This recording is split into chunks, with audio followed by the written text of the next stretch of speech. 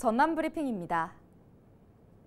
미국 환경자원학회 주관 먹는 물 분야 국제 숙련도 평가에서 전남 먹는 물이 8년 연속 최우수 기관 국제 인증서를 받았습니다. 전남 먹는 물은 암모니아성 질소 등 이온류 6개 항목과 클로로포름 등 소독 부산물 2개 항목, 벤젠 등 유해 유기물질 4개 항목 등 17개 항목에서 모두 적합 판정을 받았는데요. 국제 숙련도 평가는 전 세계 정부기관과 연구소, 민간 분석기관이 참여하는 국제 공인 인증 프로그램으로 알려졌습니다. 전남 지역 해수욕장 12곳이 다음 달 8일 일제히 문을 엽니다. 전남도는 올 여름 도내 해수욕장 65곳 가운데 56곳이 개장할 예정이며 이 가운데 12곳이 다음 달 8일 가장 먼저 개장한다고 밝혔는데요. 대상은 여수 만성리와 보성 율포솔밭, 완도 신지 명사심리 등이라고 설명했습니다. 전남 지역 해수욕장은 최장 8월 27일까지 운영될 예정입니다. 전남 영암과 무안, 신안을 지역구로 둔 민주당 서삼석 국회의원이 21대 국회 후반기 예산결산 특별위원장에 선출됐습니다.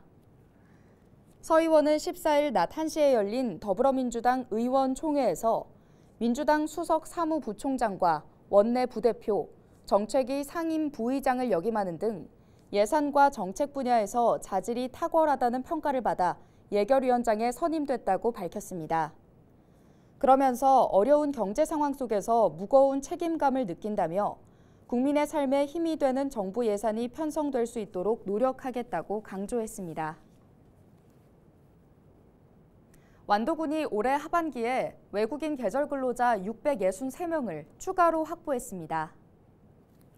완도군은 고용주의 수요에 맞춰 하반기에 확보한 계절 근로자를 순차적으로 배치할 계획인데요. 올해 완도군은 모두 1,672명의 계절 근로자를 배정받는 등 전남에서 가장 많은 것으로 나타났습니다. 본격 여행의 계절이 돌아왔습니다. 코로나19 위기 단계가 경계로 하향하면서 다시 뛰는 대한민국을 위해 정부는 다양한 정책을 시행하고 있는데요. 그중 하나로 이번 6월을 여행 가는 달로 지정해 국민의 여행 편의와 관광 활성화를 통해 내수 경제를 끌어올리겠다고 밝혔습니다. 어떤 내용인지 영상으로 준비했습니다.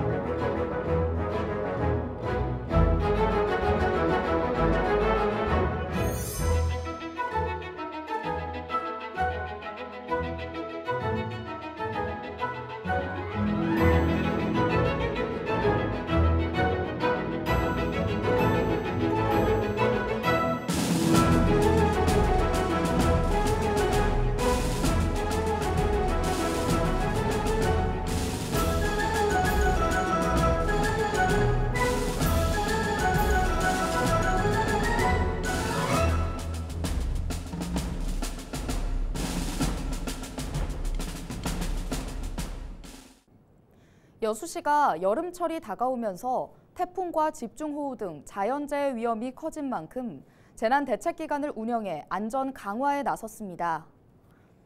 여수시 재난대책기간은 오는 10월 15일까지 이어지며 유관기관과 협조체계를 구축해 재난안전대책본부가 운영됩니다.